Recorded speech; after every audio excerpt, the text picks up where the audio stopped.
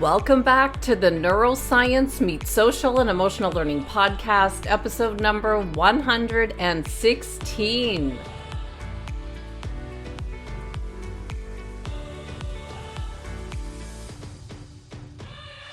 With best-selling author Dr. John Ratey, who's also an associate clinical professor of psychiatry at Harvard Medical School and an internationally recognized expert in neuropsychiatry.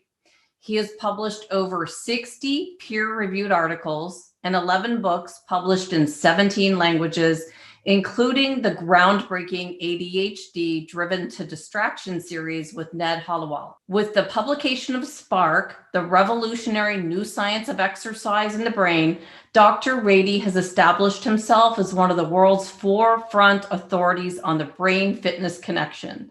His most recent book, Go Wild, explores how we can achieve optimal physical and mental health by getting in touch with our caveman roots and how we can rewild our lives.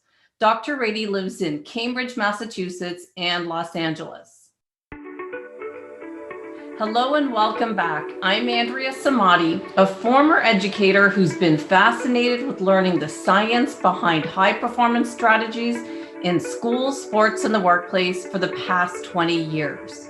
If you've been listening to our podcast for some time, you'll know that we've uncovered that if we want to improve our social and emotional skills and experience success in our work and personal lives, it all begins with putting our brain health first. We've mentioned that daily exercise is one of the top 5 health staples that's a known brain health and Alzheimer's prevention strategy.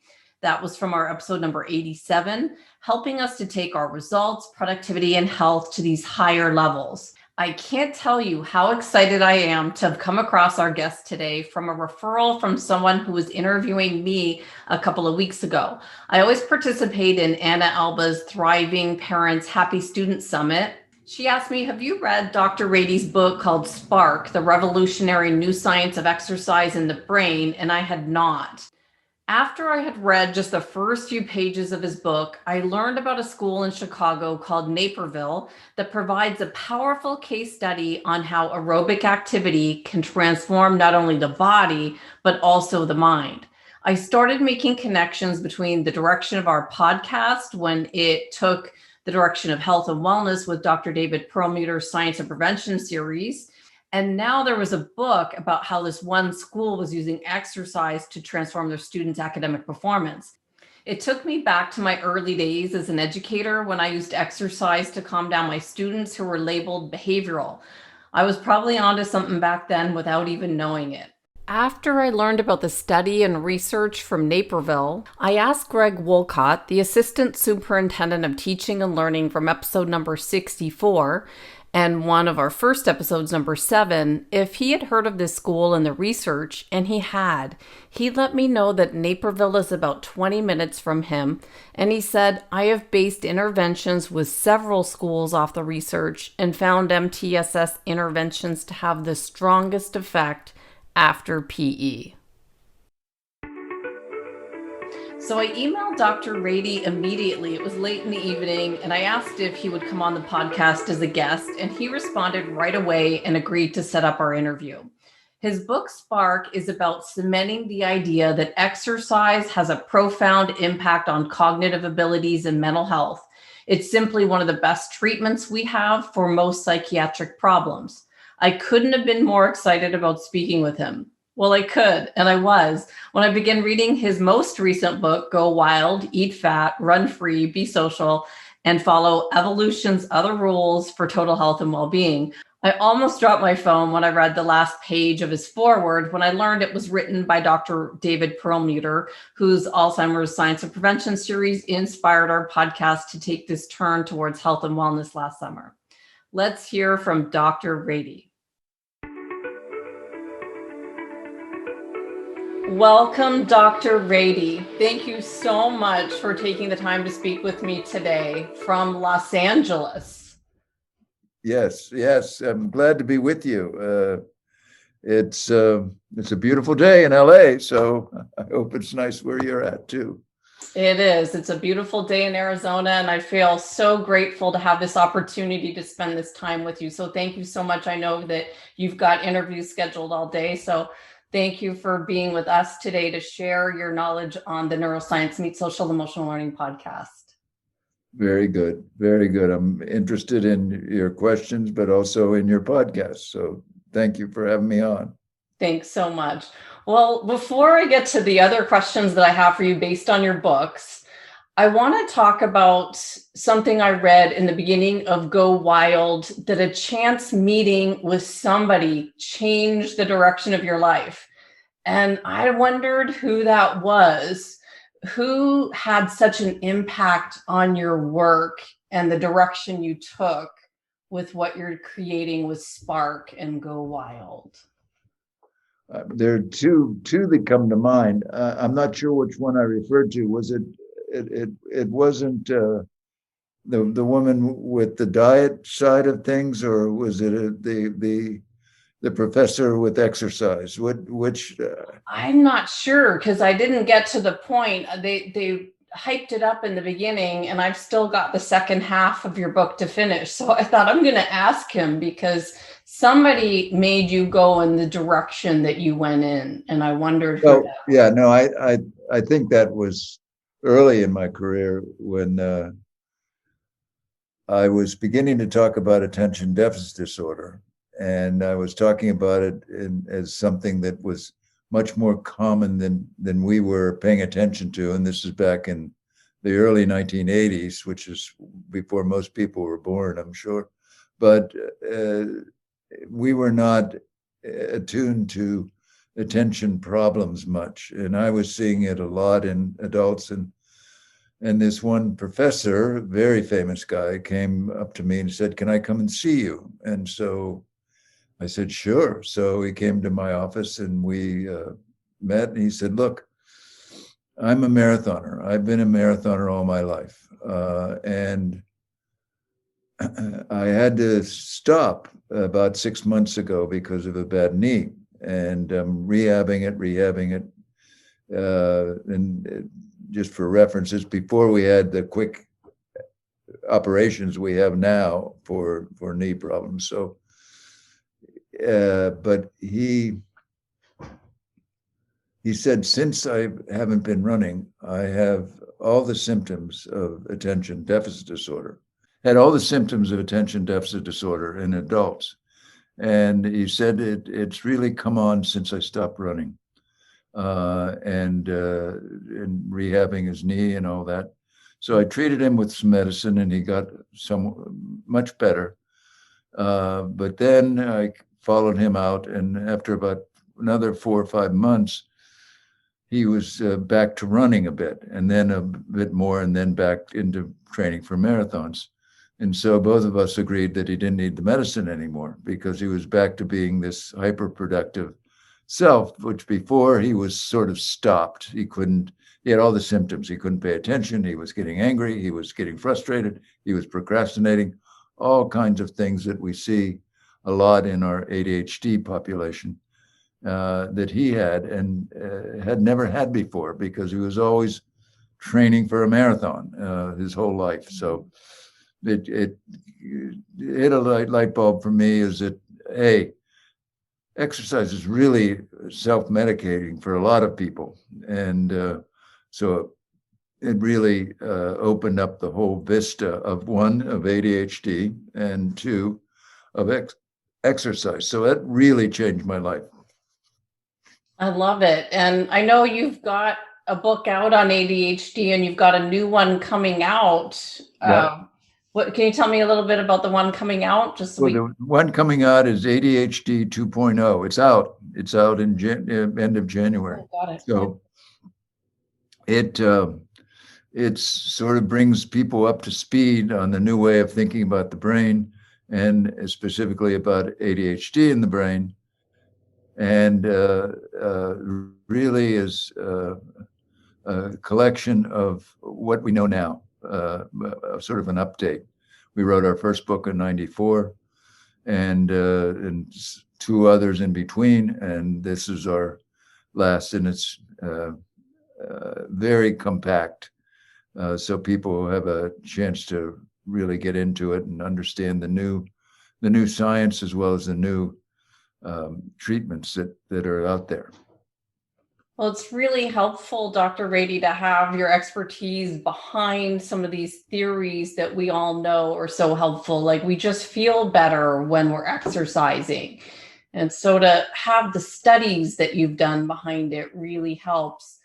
And when I was actually doing a podcast with a marathon runner, this guy, Troy Bousseau, he's into endurance running, and he was talking about how he's training and running 50 miles. And for me, I find it really difficult to run 2 miles, but I can run up a mountain and down. But what do you say about people with their bodies? Do you think that we're made for running, or are some people runners and others aren't? What does the research say for? Well, no, I think we're all made for running. It just, there's different parts of that, and different attitudes, different training, and certainly some people are more genetically apt to do distance running than others. But and some sprinters, some people running really quick. So there's a whole range of people that have an aptitude and an ability to do these things, or their genes or their bodies are more set for that. But we all can do distance endurance running and endurance walking, certainly, because we were hunter-gatherers. We came from the hunter-gatherer group, and it's only been 10,000 years ago that we're not out there moving 10 to 14 miles a day, which we did for a good 4 million years while we became the humans that we are and we grew our big brains. And so we were movers, and our big brains grew to help us move better. And as we evolved and had bigger social groups and improved our language skills, the parts of our brain that we added to help us be better movers were the parts of the brain that helped us think. So really, when our moving brain is really our internalization of our thinking brain is the internalization of our moving brain. So we use those same nerve cells that helped us plan, predict, evaluate, understand, change up our tactics to help us move, but also to help us think. So that's exactly what we call executive functions. And that's what we mean when we execute. And in our brain, it's about using those cells to help us execute, to help us think with. So I discovered that just by chance. I knew that in order to sit at my desk and research people like your books on neuroscience that takes some significant thinking, I've got to do exercise. And it just can't be like light exercise. It has to be rigorous. So what's actually happening in my brain that is making me think better, and thinking of our students as well? Right. Well, first thing I can say is that you're going to pay better attention if you exercise, because you turn on all the thinking parts of the brain. When you move, you're turning on those thinking nerve cells, if you want to put it like that, and especially your attention system. And that allows you to stay with it, to stay with an idea, to evaluate, to understand, to use your ideas, to scan your memory banks, if you will, and also to keep in your seat while you're trying to parse through stuff that David Perlmutter wrote. To try to understand that, you need to have the sitting power.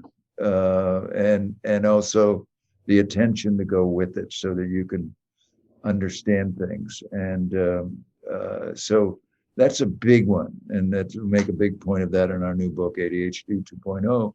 But also, you do so many things to the brain positively to help us be better learners, better thinkers, better workers, better students.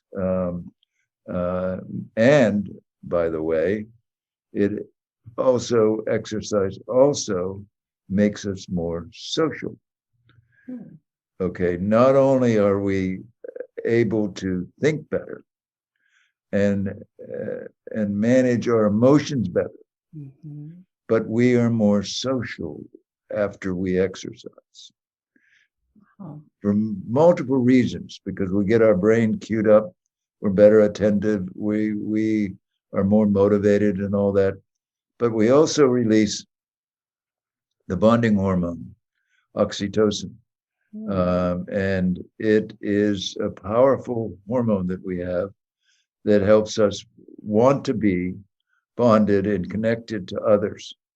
And then you get that bonus in with exercise. If you're connected and you've exercised, you have a powerful, powerful incentive in your brain and changes in brain chemistry that help you learn better, that help you learn better in every way, socially, cognitively, emotionally. So that's why it's to me a big piece of any kind of improvement in almost any area of humanity has to do with getting our brains ready, getting our souls ready, if you will, by exercising.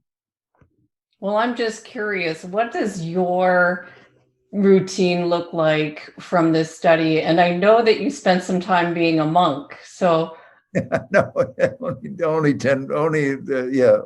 about 10 weeks.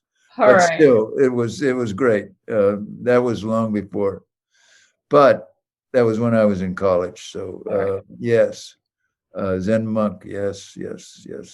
So does that still translate in everything you've learned? Are you still using it all? Well, no, I think the Zen philosophy and everything is, that's a big part of my understanding. I was a philosophy major, so that's big part of my philosophy. But my training, I very varied what I do. The base is about anywhere from 8,000 to 14,000 steps a day. Okay, that's just a base. Wow. And we're pretty good at that. My wife and I, we're pretty good. We always walk, and we just came back from Hawaii for 2.5 months, and there we were outside all the time. So you were just moving. Here we have hikes we go on, and also destination. We spend an hour going back and forth to the post office when we don't need to, but we do.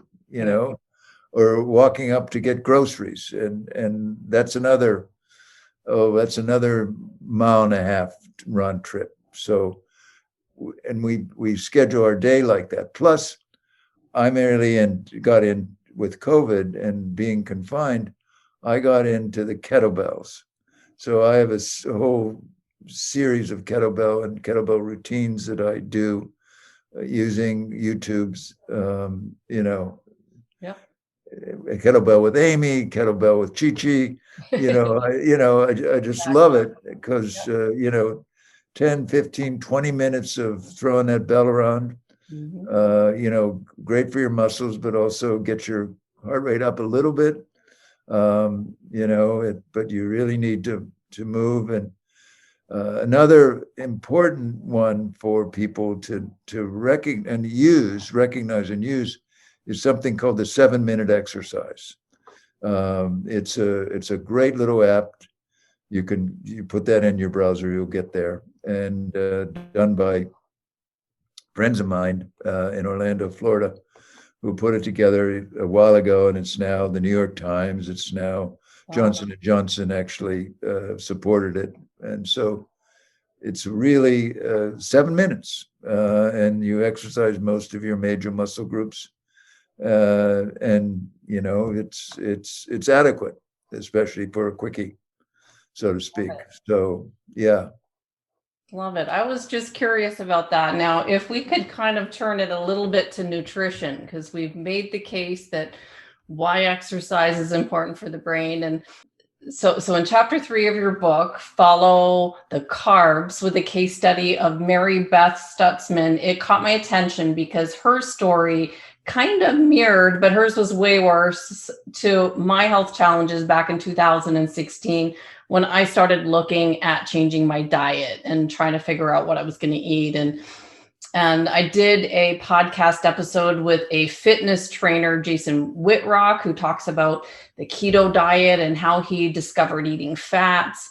But what do you think? Can you explain what is this disease of civilization that each of us suffers from in some way or another? And what are some solutions? What should we eat and what should we not eat? Well, I think in our book we really take it apart in a fairly quick way. I mean, we in the U.S. we got what we call fat phobic. That fats were bad, cholesterol, high cholesterol was killing us. That we should avoid fats and eat sugar or eat glucose and starch. And this has led us to where we're at now, when we have the obesity crisis and the diabetes type 2 crisis, and the heart disease and Alzheimer's and yada, yada. Mm-hmm. It makes us less healthy to pack on all the glucose that we eat. I mean, we love it. We're addicted to it. Mm-hmm. And we have to bring that under control. And in fact, like your friend with the keto diet, that's a radical departure from our current dietary preferences. Mm-hmm. I mean, think about it. All of the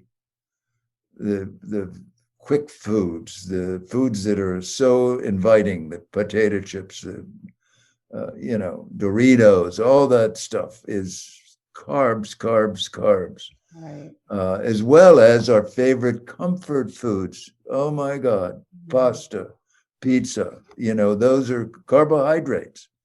It has other stuff, but it's mainly carbs. And, we enjoy it. We crave it after certainly we've been schooled in the use of them. But when you move away from that and you get to just protein and fat or more heavy into that area, your body and your brain changes. You get less up and down. I mean, the thing about the carbs is it gives you a jolt, but then there's a withdrawal. When 2 hours after a good carb meal, then you're feeling sluggish and want to take a nap. Whereas with the switchover, when we talk about that, when you get into the more ketogenic diet, which means eating stuff that isn't carbohydrates, basically. It's anything but carbohydrates, but you got to have some. But this basically switches your body's metabolism and your brain's metabolism to one of using ketones or stuff from fats and breakdown products from fats that you can use as fuel, whereas right now we use glucose, most of us. And so to make that switch is a real big deal. Mm-hmm. And it's really very, and we talk about it in the book, and I'm sure anybody who writes about ketos will talk about how much more energy they have. Right. And, that's where your lack of endurance might play a role. These people who run 50 miles and are, we see as, oh my God, how could they do that? Well, usually they're not taking carbohydrates with them. They're not, they've trained their diets such that they're really using less and less carbohydrate starches in their diet and more fats and proteins. So that their body it can use the fat that we have stored in our bodies as fuel.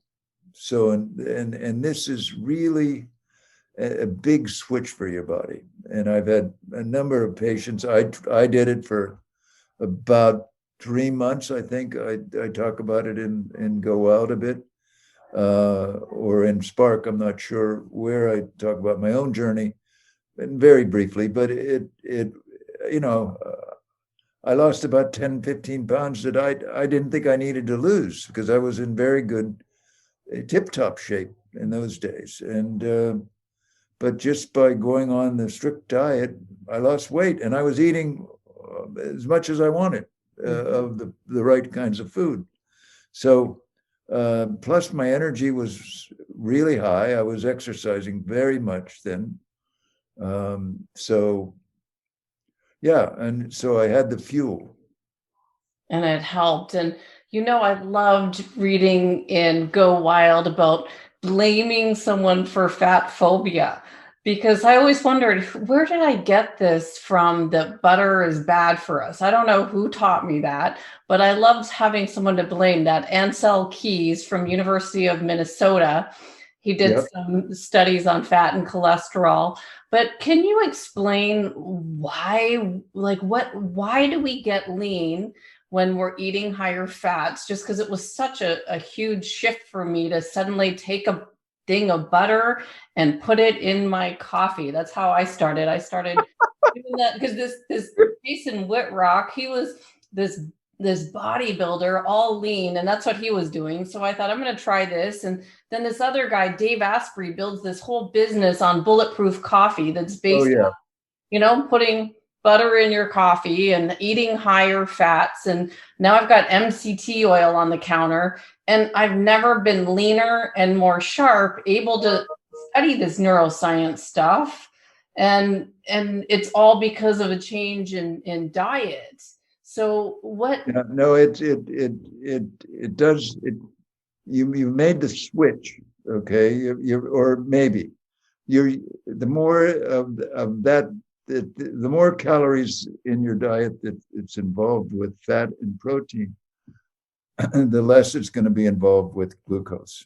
Got it. And starch. Starch is glucose. So, and you know, the more you start burning less glucose and more ketones, the like you say, your energy is going to be elevated. Your cognition is going to be better. You're going to have more endurance, both studying neuroscience like you were, but also sitting in a chair and doing it, and also running on the hills.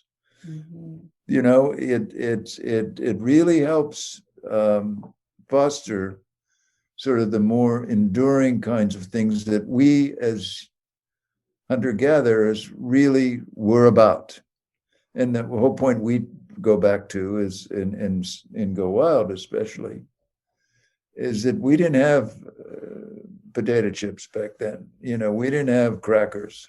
Right. It wasn't something we did. We had vegetables, out there, but also fat and protein, and then we got fishing, and we had lots of protein and lots of good fat. So, yeah.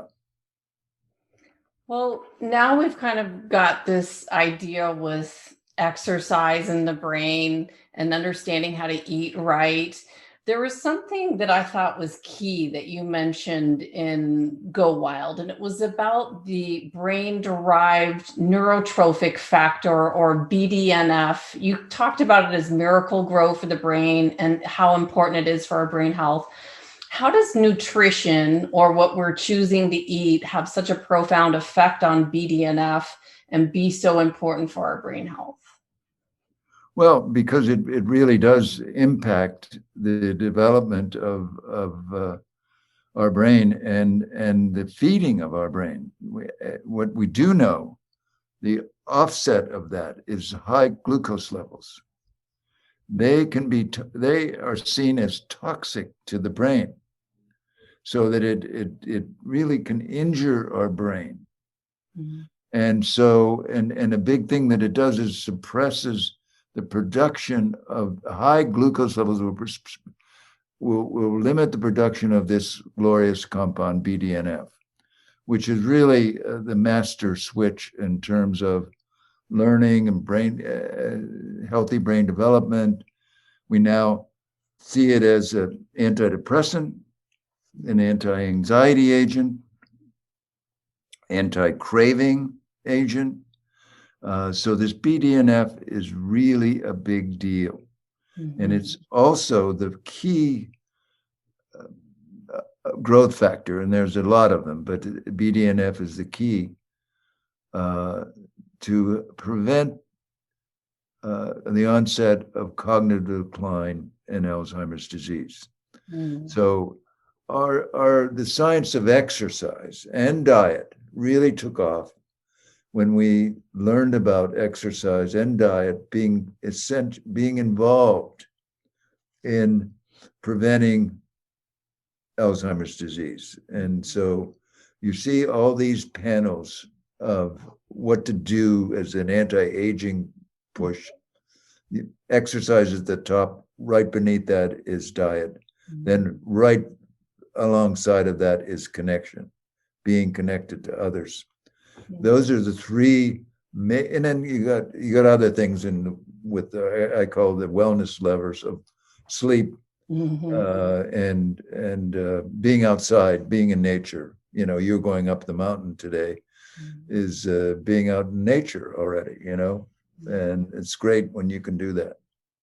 So, so in the 90s, really, the whole science of wellness really took off around exercise, and sort of diet came along with it. Michael Pollan and all the others who were starting to write about it way back. Rachel Carlson, but you know, these are that was the start of like, okay, we really have to be healthy here. Mm-hmm. And in our COVID environment, by the way, my God, the reason why I'm so busy now and not traveling is because everybody's interested in wellness. Everybody. Why? Because it's the anti-COVID march. You know, if we're going to learn to live with COVID, we have to be well. Mm-hmm. All of the comorbid so-called problems that people have with or difficulties for the COVID infection are all in the realm of being unwell, right. Unhealthy. Mm-hmm. And then you're a setup. And that's why we Americans are dying as much as we have because we're fat, we're lazy, have high blood pressure or poor cardiac function, and all of which can be changed with appropriate diet and exercise. So now let's bring all of this to Spark, because this is the Neuroscience Meets Social Emotional Learning podcast. And I started this with the idea to bring in some tips to help our schools and workplaces with these social emotional skills. And suddenly I found out health and wellness is like the spearhead behind these skills. And so can you tell me what was the spark that you saw with Naperville? This is what caught my attention with this book that I picked up, and I thought I emailed you before I'd even finished it. What happened with Naperville with all of this? That was a glorious, talk about key people. That meeting, Phil Lawler, the principal, not principal, but he was the principal PE teacher in the junior high there, who started the revolution in Naperville's PE program, physical education program. About eight years before, that he was on a front line talking about talking about the obesity crisis, and especially in our kids. And they were interviewing him because they had just canvassed all 19,000 students in Naperville, their big district, and only 3% of them were overweight. 3%. Well, the average back then was 33% in the US. Right. And the average today is 37%, which is, showing we haven't much moved the needle much. What that was really phenomenal. And what they had done, he had changed up physical education, which they had every day in Illinois, and certainly in Naperville. They had it every day, 45 minutes, regular class. And what he decided early on is that, like, his kids were not getting any healthier doing the traditional PE program. So he decided to focus on fitness first. So fitness was it. So all the kids were running, doing calisthenics, and then maybe doing some weights if they had a weight, option. But mainly doing running and running games, mainly moving. And it was quite a revolution. So that's what, and they really got into the health of the kids, and the kids became their own masters of their own health. They learned about it, did it, all that. But what really got me on an airplane, I say, is that 2 years before he was on in 2000, 99% of the kids took the International Science and Math test. And it's a test that every country takes every 3 years. And the US is usually in the teens somewhere. Well, they took it as a country. You could do that. Their district could take it as a country. And they came in number 1 in the world in science and number 6 in math. Wow. And I said, holy mackerel. Right. The healthiest kids you can imagine, also being amongst the smartest. So that got me out there, and I was out there every year for the next 5-6 years. But that led to writing Spark, and that's the first chapter. And everybody who reads Spark all over the world say, can you come and help us make a Naperville here? Because it's so incredible. And it is an incredible district for sure. And they're still pretty much there in terms of having their kids so physically fit and also intellectually fit. So it was just a delight to see what they had done and how empowered the physical educators were.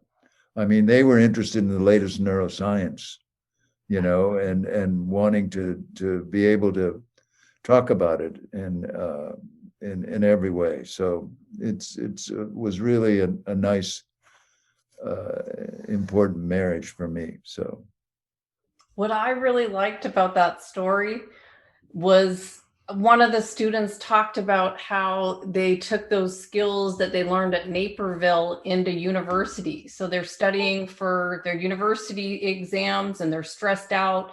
And then they thought, what's my go-to stress strategy is to run up and down the stairs. And I thought, now these are lifelong skills that they took from Naperville, which is what we're trying to do with social and emotional. We're trying to bring these skills into the workplace because these skills are missing in the workplace.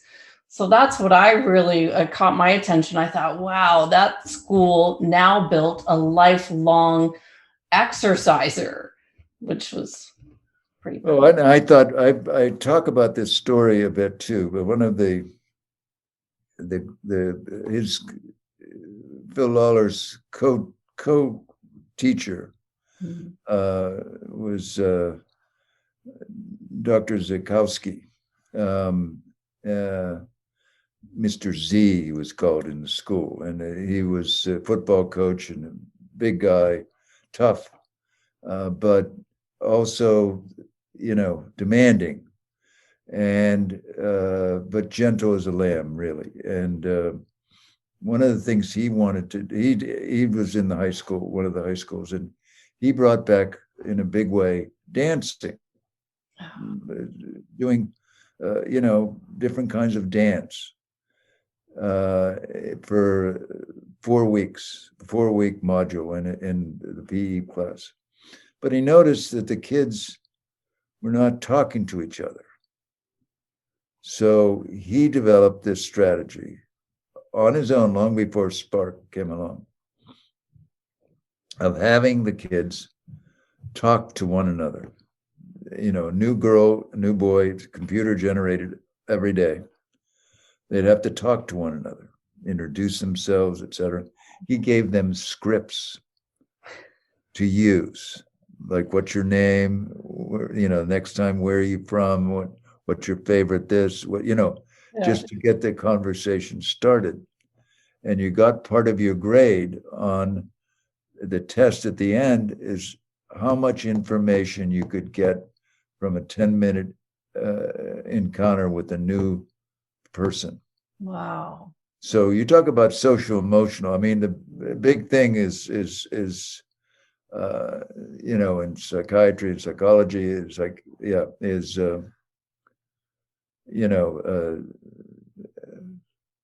the performance anxiety, social anxiety that people have.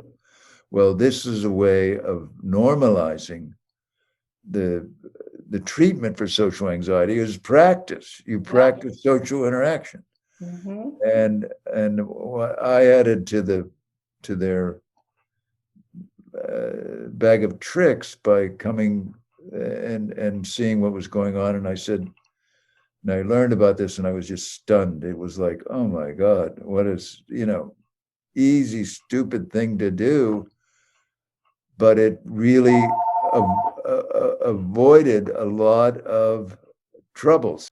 But I came back and I said, okay, are you having them look at each other face to face in the eye? Are they that there's their eye contact, which is a huge piece of social interaction, right? Right.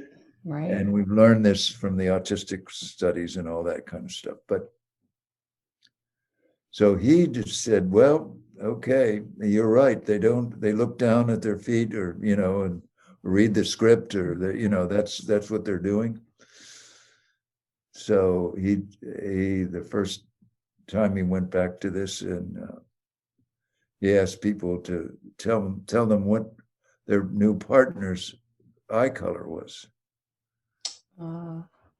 They had to look in their eyes. Yeah. Mm-hmm. And when they didn't know, it became a big deal because you didn't want to disappoint Mr. Z.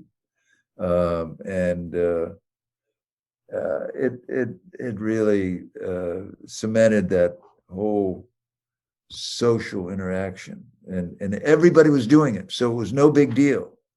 It was just part of the class. Mm-hmm. But when I talk to psychologists and psychiatrists about this, they say, "Wow, mm-hmm. What a great thing!" 10 up to 10 minutes of training of talking with the opposite sex person, which is usually the biggest problem with social anxiety. Right. So anyway, that it really promoted that social emotional learning piece. And this was right before they did their square dancing and all the other stuff that they were doing, just to meet their new partner. I love hearing skills that can be taken from schools into the workplace because, when you're in the workplace, all these things that we learned, we think, well, when am I going to ever know like an algebraic equation? How's that ever going to help me? But it's these social skills that I even have to know right now, calling up people, conducting interviews. I've got a script. I've got to remember sometimes I can't look at my script. I've got to look at the people I'm interviewing. These are things that were never taught to us in school, but we have to, in order to excel in our jobs in the workplace, be able to connect with other people. It's a lifelong skill that's so important. And I think one of the things we're an important point that we're learning again and again and again is how important connection is, mm-hmm. how important that social involvement is, both for our physical health, mental health, but our cognitive health as well. Mm-hmm. And the more we're connected, the better we are, the more well we are. So that's why, COVID has been such a horror for most of us. Right. But, it's really, we're Zooming, so we're connected, but we're not connected like we used to be, and we're not having the freedom of the kind of social interactions that we once had. And I think we're so craving it.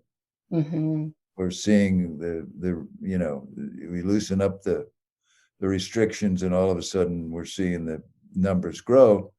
But thankfully, hopefully, we're going to outpace that with more and more vaccinations, which is the wave of the future, hopefully. So, but we see what happens. People crave it so much, and we've been so repressed, so sitting on our hands, as you were, as it is, and so now we have the chance to recoup.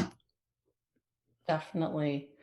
Well, Dr. Rady, what is your focus now? What are you researching at the moment? I know we mentioned your book that came out in January, but what would be next? What's your vision? You've made such an impact with schools, with health, with nutrition. Where are you taking all this next?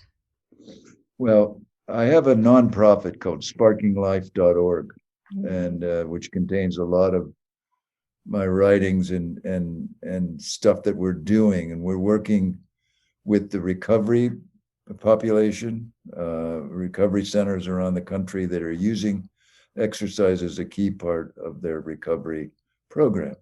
Love it. We've had 2 national conferences on that, but moving forward fairly quickly, we're working with a wonderful psychologist in North Texas, and who's involved in working with first responders and their families. Oh, wow. So we're starting a study, now it looks like I have to get an IRB and for it, but we're starting a study down there of 550 first responders. Wow. Where they're going to be, every shift, they're going to do a half hour of running or walking or biking. Wow.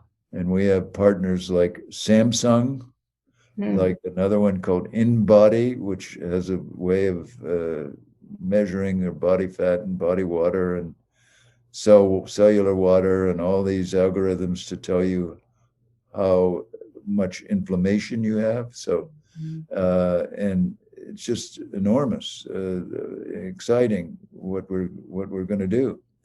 And all the chiefs and all the executives of the various police and fire down there have really stepped up, and they're going to give the people time to exercise on their shift.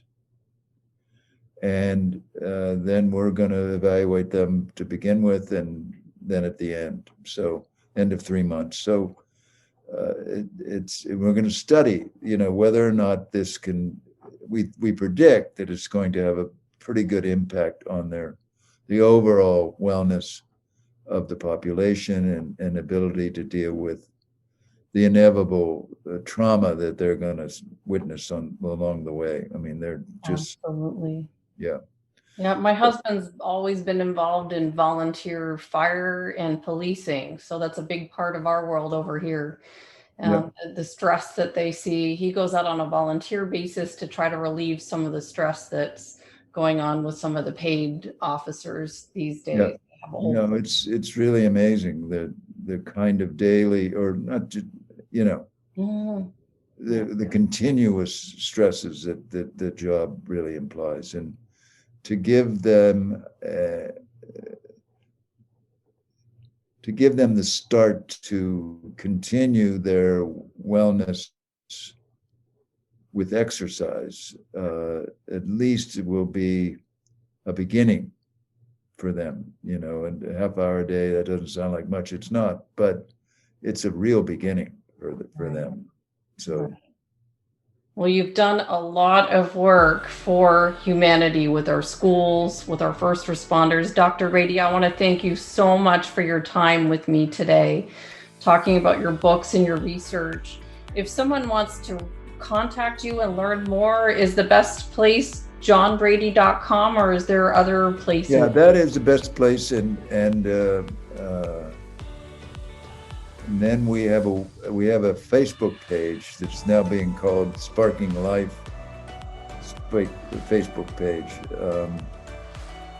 It used to be John J MD, but now we're switching because they're supporting it. And every day we put on a new article from the popular press that is usually a breakdown of new studies or new findings about the benefits of exercise and general wellness for cognitive improvement, for emotional management, and for social, socialization. So those are the ways to get in touch. And my email is john@johnrady.com. So it's a simple email to get a hold of me. And I often write back, not all the time. Well, I am so grateful that you wrote back to me. I've enjoyed our time together, and I've only just scratched the surface with my questions. I had probably 300 more. So I'm going to actually do a deep dive where I go a little bit deeper into sleep, because there's so much in your books on sleep. We just talked about diet and nutrition and exercise, but you have so much more in your book. So thank you so much for your time today. Well, I enjoyed spending the time with you. So thank you. Absolutely.